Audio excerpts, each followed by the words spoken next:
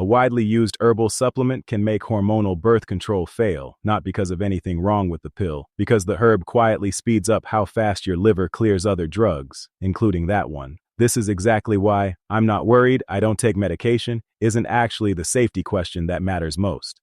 This is the capstone of Module 1. Everything we've built, the pillars, the honest history, the reasoning traps, lands here, in the single most practical lesson so far.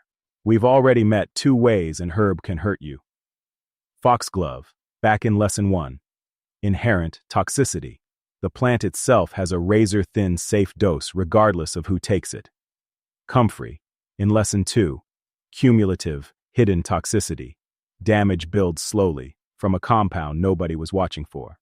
Today, a third failure mode, and it's the one most people never think to check for at all: interaction. Not the herb hurting you directly, the herb changing how something else in your body behaves. St. John's wort is genuinely useful for some people and genuinely well studied. That's not the point of this example. The point is the mechanism, and there are actually 2 distinct ones worth knowing. The first, St. John's wort strongly induces an enzyme in your liver called CYP3A4 and a transporter called intestinal P-glycoprotein, both part of the machinery responsible for clearing a huge share of prescription drugs from your body. Induce them, and your body clears certain drugs faster than intended, sometimes fast enough that a dose stops working. That's the actual mechanism behind documented cases of oral contraceptive failure and unplanned pregnancy in people taking St. John's wort. The second is completely separate, a serotonergic interaction, not a metabolic one.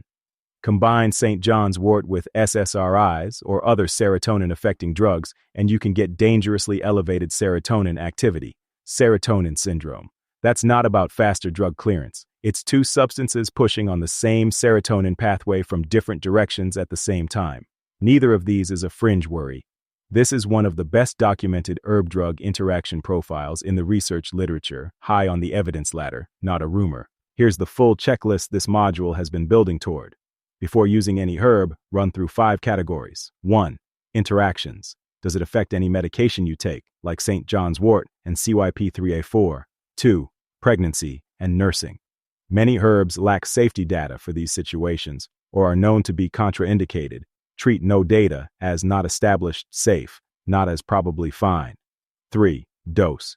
Even safe herbs have a dose-response curve. Foxglove's razor-thin margin from Lesson 1 is the extreme end of a spectrum. Every substance sits somewhere on.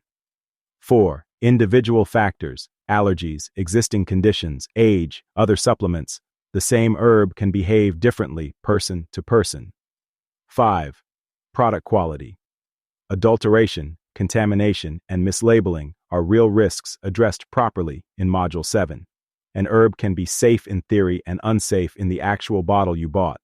5 categories. 1 habit. Ask all 5, every time, especially the first time you try something new. Here's the thesis underneath this entire lesson, and honestly, this entire course. No herb is a miracle cure.